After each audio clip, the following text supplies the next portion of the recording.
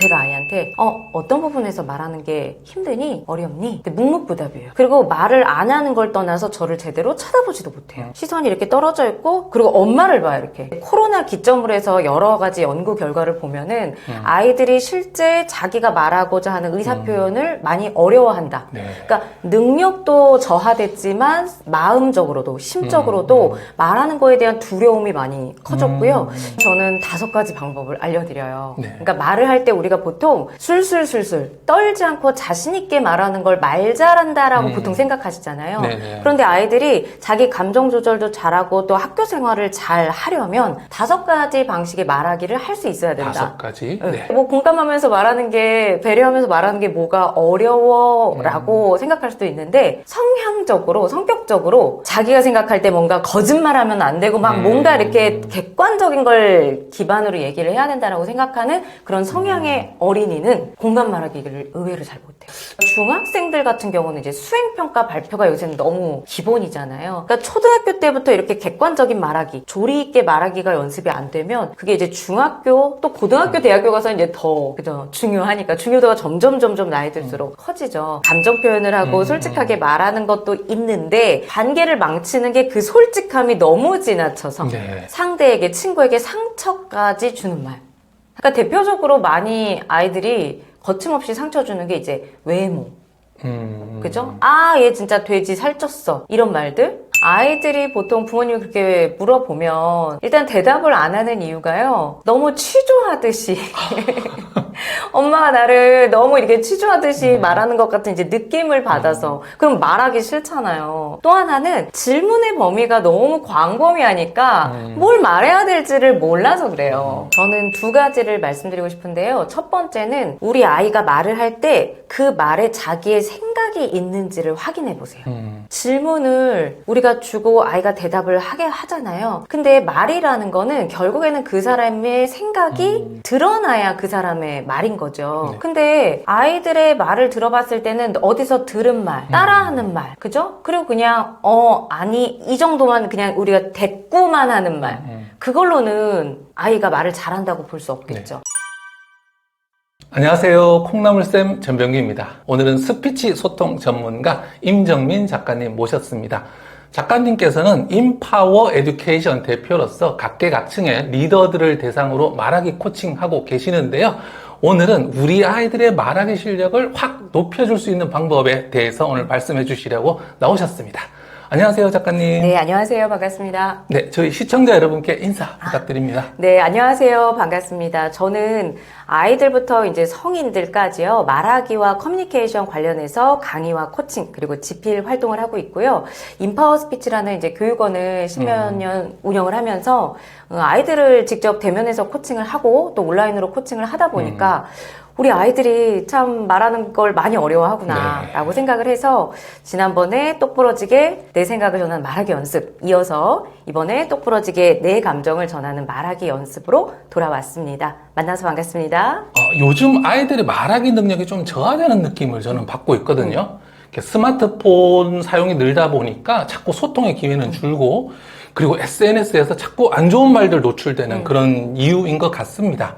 작가님이 보시기에 요즘 아이들 말하기 어떻습니까? 저희 쪽에 이제 교육 문의를 오시는데요. 상담을 받을 때 보통 저는 아이들한테 주로 물어요. 보통은 부모님들이 어디 학원을 가면 학원 원장님이나 선생님하고 직접 이제 우리 아이가 이런데요. 지금 현재 학교에서 이런 상태고 지금 이런 부분에서 학원을 다니려고 한다 이렇게 상담을 오시잖아요. 네. 하지만 이제 저는 보통 아이들한테 오히려 질문을 해요. 너는 학교 생활할 때 어떤 부분에서 말할 때 좀 네, 힘들었니? 그러면은 이런 아이가 있었어요. 남자 아이였거든요. 한 초등학교 4학년 정도? 근데 어머님은 직장을 다니시는 워킹맘이셨고, 그러니까 이제 아무래도 내가 집에서 케어하기 어려우니까 더 학원을 보내려고 하신 건데, 어머니가 이제 말을 저한테 질문을 여러 가지 하시죠. 근데 제가 아이한테 어떤 부분에서 말하는 게 힘드니? 어렵니? 근데 묵묵부답이에요. 그리고 말을 안 하는 걸 떠나서 저를 제대로 쳐다보지도 못해요. 시선이 이렇게 떨어져 있고, 그리고 엄마를 봐요, 이렇게. 엄마가 그냥 대신 말해주기를 바라는 걸로. 이제 어머님이 또 말하려고 하시면 제가 정민아, 말할 때 좀 어색해? 아니면 떨려? 뭐가 좀 부끄러운 거야? 하면서 이제 어떠한 감정 상태인지를 또 이렇게 물어봐요. 그럼 그냥 또 이러거든요. 근데 이 아이뿐만 아니라 대부분의 아이들이 부모님과 같이 상담 오실 때 이러한 형태를 다 보여요. 아무래도 이제 저뿐만 아니라 이제 아이들하고 함께 계시는 많은 교육자분들이 느끼실 거예요. 아이들의 언어 능력이 많이 저하가 됐고요. 네. 실제로 이제 코로나 기점으로 해서 여러 가지 연구 결과를 보면은 아이들이 실제 자기가 말하고자 하는 의사 표현을 많이 어려워한다. 네. 그러니까 능력도 저하됐지만 마음적으로도 심적으로도 말하는 거에 대한 두려움이 많이 커졌고요. 이렇게 말해도 되나? 이렇게 말하면은 나 좀 문제가 되지 않을까? 이런 우려가 본인 스스로도 되게 크더라고요. 그래서 코로나 때 정말 특히나 더 아이들이 말하기 코칭에 대한 수요가 문의가 굉장히 많이 있었고요. 아이들이 코로나 때 이 어떤 시대적인 흐름 때문에 더 저하된 것도 있는데 또 하나는 아이들이 요새는 다 외동이 많잖아요. 혹시 자녀분이 지금? 네, 저는 둘입니다. 둘이세요? 와, 애국자신데요. 지금 2명만 자녀가 있어서 사실 애국자인 정도로 사실 노키즈도 많고 있어도 하나 정도? 조금 더 욕심내시면 둘 정도잖아요. 그러니까 저 때만 해도 나 때는 나오는데 여기서 근데 저희 때만 해도 사실은 거의 뭐 3, 4명은 기본이었어요. 근데 지금 외동이다 보니까 집에서도 말할 사람이 없어요. 그리고 부모님하고도 각자 일도 하시고 또 아이들도 학원까지 계속 다니라 바쁘니까 말할 대상이 이제 없죠. 그래서 이제 이런 부분에 있어서 말할 수 있는 접점도 떨어지고 그다음 말할 수 있는 대상도 없고 그래서 전반적으로 좀 아이들의 말하기 능력이 많이 저하됐다라고 보시면 될 것 같아요. 이렇게 자기 의사 표현 못하는 아이들이 나중에는 이게 쌓이잖아요. 그래서 좀 화를 낸다든지 운다든지 심지어 폭력을 쓰는 아이들도 있거든요. 그래서 문제가 많이 생기는데 이런 아이들 의사 표현을 잘 하려면 어떻게 해야 될까요? 일단 저는 5가지 방법을 알려드려요. 네. 그러니까 말을 할 때 우리가 보통 술술술술 떨지 않고 자신 있게 말하는 걸 말 잘한다라고 보통 생각하시잖아요. 네네. 그런데 아이들이 자기 감정 조절도 잘하고 또 학교 생활을 잘 하려면 5가지 방식의 말하기를 할 수 있어야 된다. 5가지? 네. 네. 첫 번째는 단호하게 말하기입니다. 요새 아이들이 단호하게 말하기를 못해요. 이제 어떤 일이 있었냐면 한 친구가 저한테 이렇게 이야기를 하는 거예요. 선생님 제가 이런 일이 있었는데요. 무슨 일이야? 제가 오늘 하교를 하는데 친구가 저한테 가방을 들라는 거예요. 근데 이게 부탁을 한 거면 내가 도와줄 수도 있잖아요. 근데 부탁이 아니라 명령을 했다는 거예요. 명령식으로. 야, 나 오늘 힘드니까 이거 네가 들어. 근데 이 친구가 이 상황에서 자기가 너무 놀라고 좀 그 친구가 윽박을 지르면서 목소리를 좀 크게 내면서 그렇게 이야기를 하니까 이 친구가 들어줬다는 거야. 근데 이 이야기를 아이가 저한테도 말하지만 부모님한테도 말을 하잖아요. 부모님 마음이 어떻겠어요? 우리 자녀가 너무 아프죠. 마음 네. 아프죠. 얘가 무슨 걔 부하도 아니고 네. 왜 얘가 시키는 대로 너 왜 이걸 왜 들어줘? 네가 왜 걔 말을 시키는 대로 왜 해?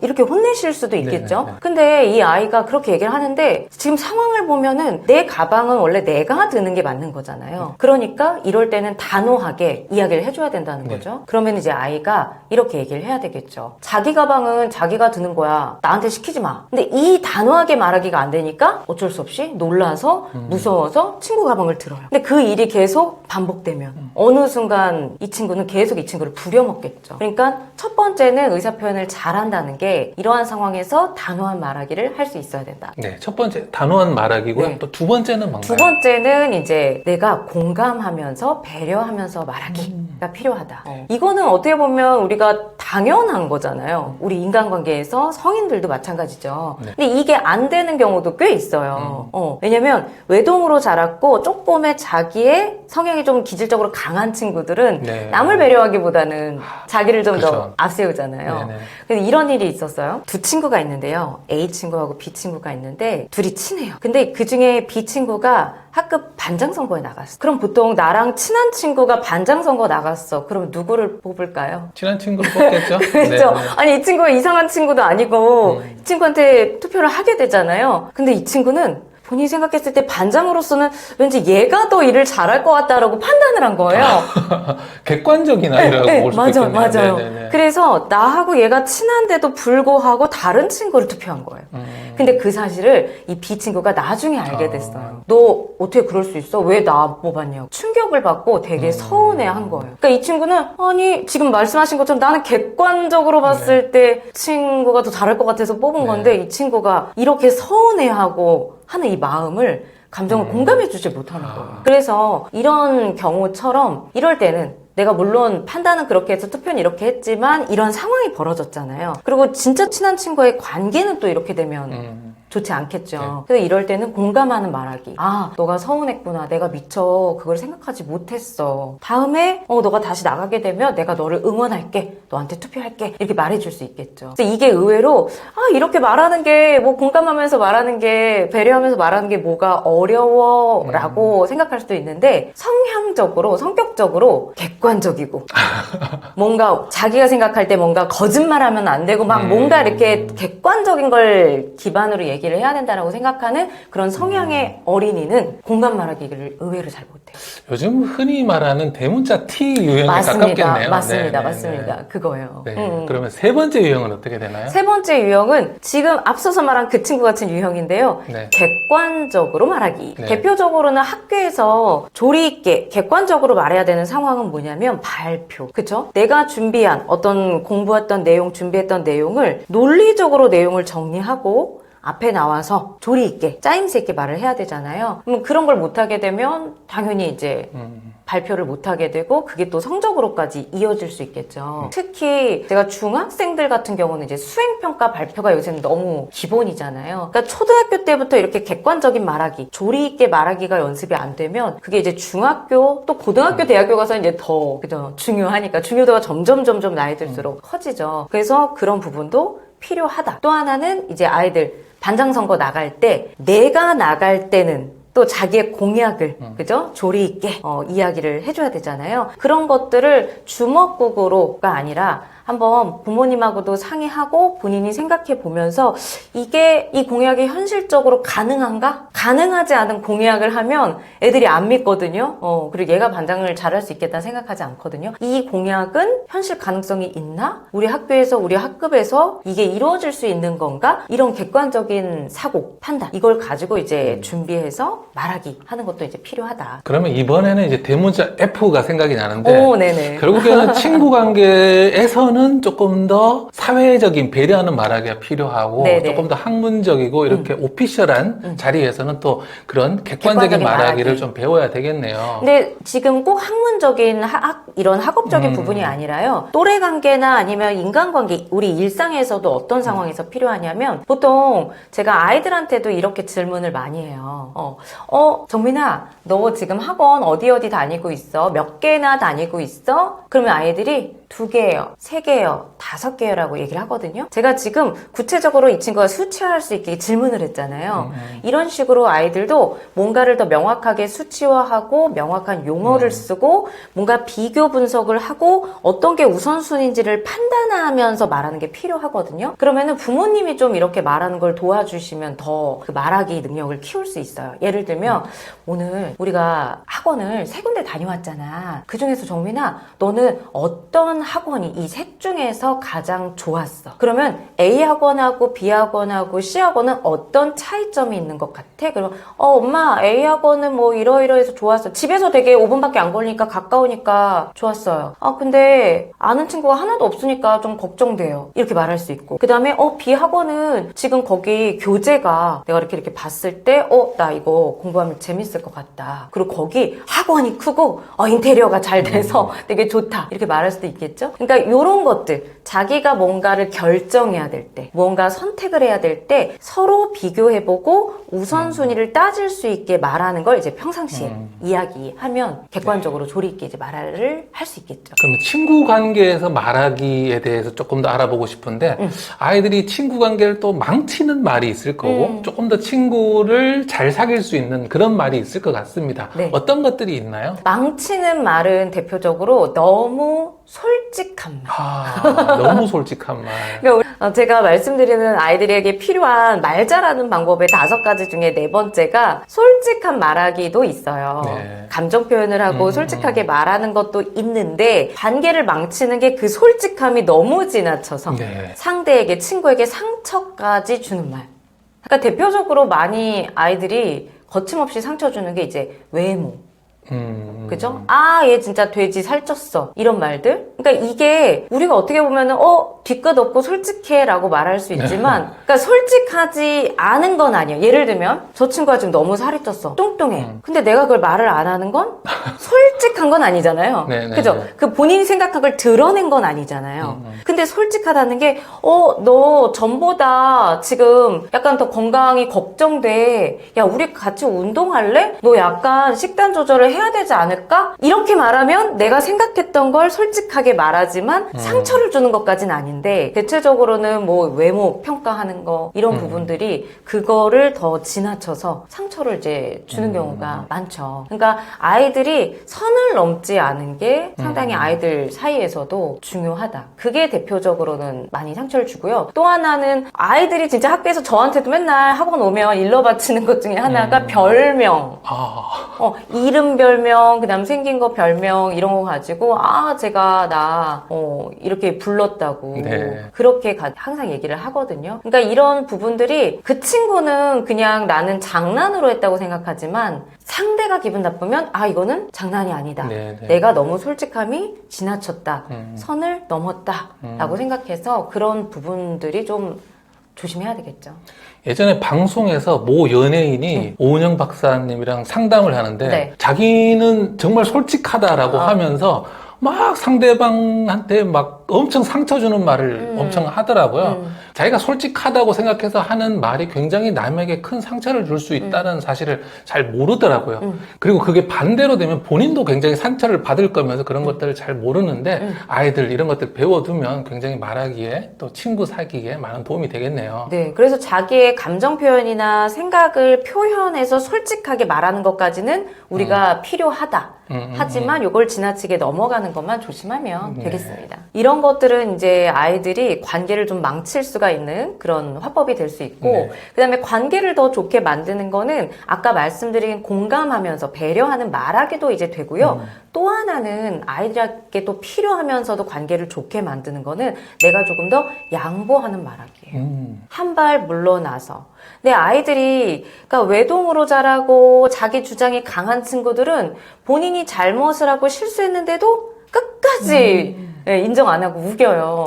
그러면 관계가 당연히 안 좋아질 수 있겠죠. 그러니까 관계를 더 좋게 만드는 거는 내가 더 배려하고 공감하는 것도 있지만 내가 상대한테 실수하거나 잘못을 했을 때 그걸 수긍하고 인정하고 때로는 내가 양보하면서 말할 수 있는 게 이제 필요하다.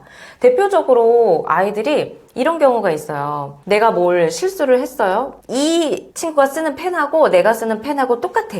그래서 나는 당연히 이게 내 건 줄 알고 썼는데 알고 보니까 친구 거야. 그래서 친구가 저한테 화를 내는 거예요. 야, 이거 내 거 아니야? 이거 내 거잖아. 그러면 이제 야, 이거 내 거야. 하면서 똑같으니까 자기도 자기 거라고 이제 우긴 거죠. 근데 나중에 보니까 친구 거예요. 그러면은 이때는 관계가 좋아지려면 미안해. 내가 내 거랑 똑같아서 착각했어. 이렇게 말하는 게 관계를 좋게 만드는 거겠죠. 근데 그렇지 않고 본인이 인정 안 하면 야, 실수할 수도 있지. 야, 뭘 그거 그래. 이제 이렇게 돼버리면 야, 네가 지금 내 거 갖고선 이거 막 써놓고선 네가 왜 이러면서 이제 싸우게 되죠. 그래서 아이들이 내가 똑부러지게 무조건 내가 앞에 나와서 자신감 있게 말하는 것만이 중요한 것이 아니라 때로는 내가 실수하고 잘못했을 때 이렇게 인정하고 받아들이고 그거에 대해서 사과할 수 있는 말, 그런 부분이 이제 되게 필요하다. 5가지 말씀해 주셨는데 한번 정리 한번 해주시면 좋을 것 같아요. 첫 번째는 단호하게 말하기. 이거를 성격의 유형별로 말하는 방법을 이제 캐릭터로 아이들이 이해하기 쉽게 정해놨는데 만들었는데요. 단호하게 말하기는 화끈이 캐릭터라고 생각하시면 돼요. 그리고 두 번째는 포용이 캐릭터. 그래서 배려하고 공감하는 말하기. 세 번째는 침착이 캐릭터로 내가 사실적이고 객관적인 조리 있게 말하기.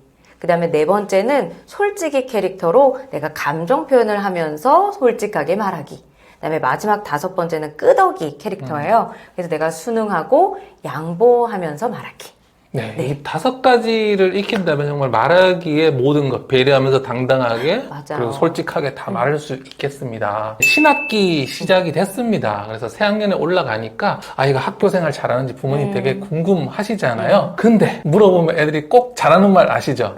아 몰라. 그냥 이렇게 너무 대답을 하는데 어떻게 하면 우리 아이의 어떤 그런 말문을 트면서 좀 부모님과 소통을 잘할 수 있을까요? 아이들이 보통 부모님이 그렇게 물어보면 일단 대답을 안 하는 이유가요. 너무 취조하듯이 엄마가 나를 너무 이렇게 취조하듯이 말하는 것 같은 이제 느낌을 받아서 그럼 말하기 싫잖아요. 그래서 좀 취조하는 느낌 때문에 그냥 귀찮고 말하기 싫고 해서 그냥 그렇게 대충 말하는 경우도 있고요. 또 하나는 질문의 범위가 너무 광범위하니까 뭘 말해야 될지를 몰라서 그래요. 그러니까 부모님이 첫 번째 이유로만 너무 오해하지 않으셨으면 좋겠어요. 내 질문이 너무 광범위하니까 학교 생활 어땠어? 오늘 어땠어? 이렇게 물어보면 너무 막연하잖아요. 그러니까 아이들이 대답하기 어려워서 그런 것도 있다. 좀 이해해 주셨으면 좋겠고요. 그래서 저도 아이들이 신학기에 오게 되면은 일단은 첫 번째, 저도 아이들을 늘 새롭게 만나잖아요. 네. 그러면은 처음으로 다가가는 건 부담 없이 호기심을 가지고